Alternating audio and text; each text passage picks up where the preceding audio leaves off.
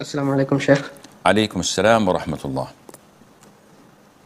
Sheikh, my question is if someone's mother disrespected that going to the mosque early in the prayer of Jummah is, suppose she told that this is a waste of time, and the son got worried, and so he told to his mother that this is not okay, and he told to repeat the shahada.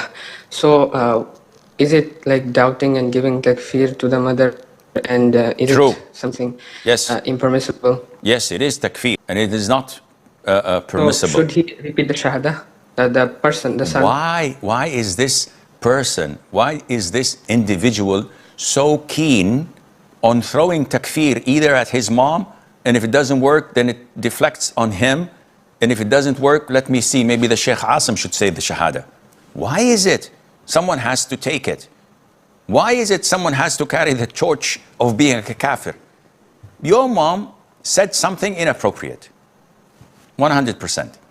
Saying that going to Jummah early is a waste of time goes against the Hadith, where the Prophet ﷺ recommended going at the first hour of Jummah and said that it's like sacrificing a camel.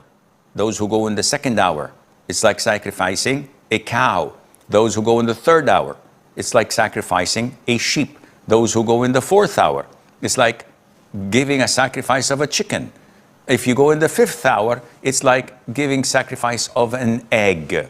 When the imam comes out and gives the salam to start the khutbah, the angels fold their books and they sit to listen, which means that there is no sacrifice, no reward, no charity afterwards. So by saying that this is a waste of time, this is total ignorance of your mother. And most likely she doesn't know the hadith. Had she known it, and had she believed that this is the teaching and the recommendation of the Prophet ﷺ, then she insisted that no, even though if the Prophet said it, that is wrong, that was at his time, and it's a waste of time, one should not do this. Okay, now we have a problem.